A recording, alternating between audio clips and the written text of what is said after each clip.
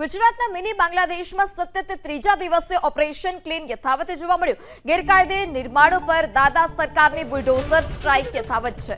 ચંડોળા તળાવ પાસે મિલકતનગરમાં દાદાનું બુલડોઝર ચાલ્યું। નાના ચંડોળા વિસ્તારમાં ગન્ની પથ્થરવાલાના ગેરકાયદે બાંધકામો જમીનદોસ્ત કરી દેવામાં આવ્યા છે। ગન્ની પથ્થરવાલાનો પુત્ર હુસૈન પથ્થરવાલા દબાણ કરતો હતો। 10 જેટલી ઓરડીઓ પણ ઊભી કરી દેવામાં આવી હતી અને લેબર કોલોની બનાવી દેવામાં આવી। પથ્થરવાલાની ગેરકાયદે 10 ઓરડી અને 5 દુકાન પર બુલડોઝર ફેરવી દેવાયું છે। અમદાવાદના ચંડોળા વિસ્તારમાં સતત ત્રીજા દિવસે ગેરકાયદે ડિમોલેશન કરવામાં આવી રહ્યું છે અને લલ્લા બિહારી બાદ ગની પથ્થરવાલાના જે ગેરકાયદે ઊભા થયેલા સામ્રાજ્ય પર અત્યારે અમદાવાદ મહાનગરપાલિકાનું બુલડોઝર છે તે ફરી વળ્યું છે। ઓરડીઓ જે બનાવવામાં આવી હતી તે અને તેની સાથે તેના મકાન ઉપર ડિમોલેશન છે તે અત્યારે અહીંયા આગળ કરવામાં આવી રહ્યું છે। મહત્વનું છે કે 2 દિવસની અંદર અમદાવાદ મહાનગરપાલિકા અને પોલીસ તરફથી લગભગ 4000 જેટલા મકાનો છે તે તોડી પાડવામાં આવ્યા છે અને 1.5 લાખ સ્ક્વેર ફૂટની જે જગ્યા છે તેને ખાલી કરવામાં આવી છે।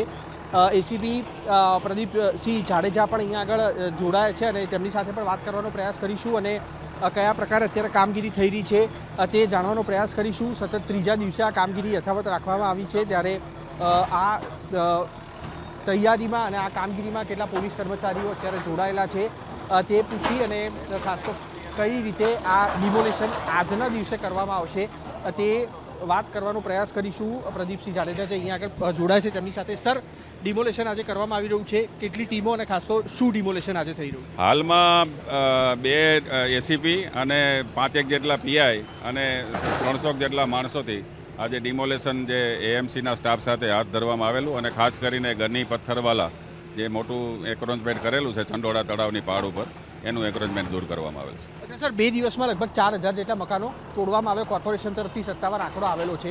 આજે આ 2 ડિમોલેશન કરવામાં આવશે, કોઈ ગુનો અત્યાર સુધી તેની સામે નોંધાયેલો નથી ને ગની પથ્થરવાલા સામે? ના, કોઈ અત્યાર સુધી જણાવેલ નથી। ગની પથ્થરવાલા તો મરણ ગયેલ છે, એના છોકરાઓ અત્યારે સંભાળે છે। હાલમાં એ તપાસ પણ ચાલુ છે। એસીપી આપણી સાથે જોડાયેલા હતા અને ગની પથ્થરવાલાનું જે ગેરકાયદે બાંધકામ છે તેને અત્યારે તોડવાની કામગીરી કરવામાં આવી રહી છે। સિમેન્ટનું ગોડાઉન અહીંયા આગળ હતું, ઈંટો રાખવાની ઓરડીઓ અહીંયા આગળ હતી, તેને તોડવામાં આવી રહી છે।